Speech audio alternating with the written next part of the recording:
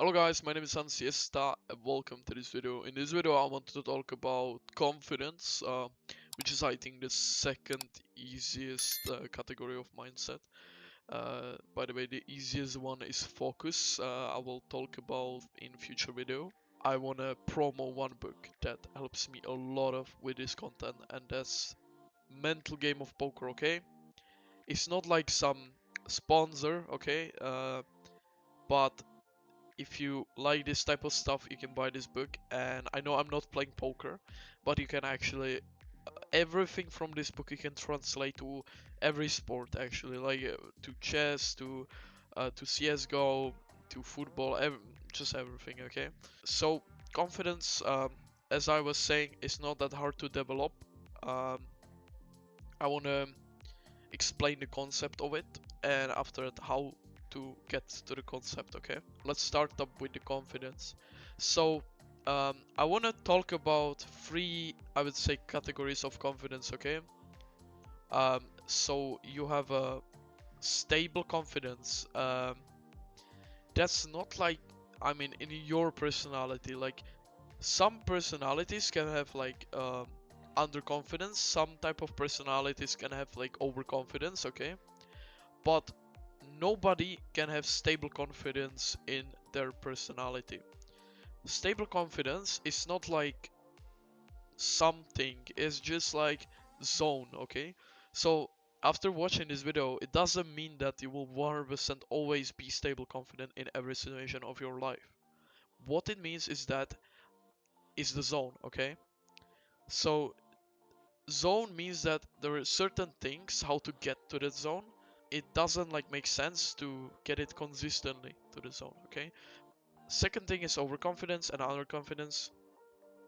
So, underconfidence is depressed, feels like you're not making progress, constantly changing settings. Also, really common thing. Um, you trying to solve the problem and you think that is because of the settings, so you're always just changing crossers, view models, sensitivity is the worst actually in the middle of the game. So yeah, or even before the game. Assuming you will lose, you already know that you will lose. You're already thinking about it. Okay, this game is a lose, 100%. Playing less because of fear slash anxiety, also really big problem, and overthinking. Uh, so this is underconfidence. Nobody wants to have this. And overconfidence is feeling impatient, playing aggressive, don't thinking that you need to improve. So again, bad, really. And the the last thing that is so important, that is so bad, if you have overconfidence, is developing ego. Okay, um, ego is such a bad factor in CS:GO. It's really bad, and developing ego is because of overconfidence. So thinking you can beat everyone, dismiss advice from better players. And the last thing is, and the worst actually, is if you lose duel or like the match, you are not emotionally stable. Okay, so that means that if you lose a duel, okay, let's say, you have a feel of like injustice or revenge or something like that. You have anger that you think that you're better and they just beat you. Okay, so you can just have it in tilt, you can have anger, depends. But yeah, so ego is really bad factor in the game. You should avoid. So those are the factors. And in the previous video, I was talking about tilt slash rage, and in confidence this is the same. Okay, so there are like the three points that you are thinking. Um, so third one is unconscious thinking. This is again thinking that you, for example, you pushing, you see enemy, you shoot him without even thinking about it. Okay. Second is emotions, which is normally emotions. If you're chill, if you're calm, if you're feeling a little bit tilt, but not like some hard emotions like rage, other things, or like anxiety or something. And the first one is cognitive thinking, is thinking in your head, um, what are you actually making like some, okay, there are 2B, 3A, so we should go B or something, okay? It doesn't matter, just normally thinking. That's cognitive. And if you have that stable confidence, you have this, okay? But if you have underconfidence or overconfidence, you have a different, as I was saying before, you have unconscious thinking, cognitive thinking on the second place. On the first place is emotion. So underconfidence and overconfidence is again hard emotion. Um, that means you're always thinking about, okay, I'm overthinking, feels like I'm not making progress. I'm constantly changing settings, assuming I will lose, and other things like that. Over confidence, just like developing the ego. Okay, so okay, so how to actually make it to stable confidence zone? There are three factors. Okay, um, so first thing are like kind of like I would say basics. So first is energy. Energy is important. If you don't have energy, you also like playing bad in CS, and that's because you like those three things are if you make it a stable confidence zone, okay?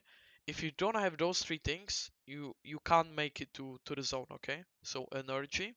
So second thing is having a clear mind.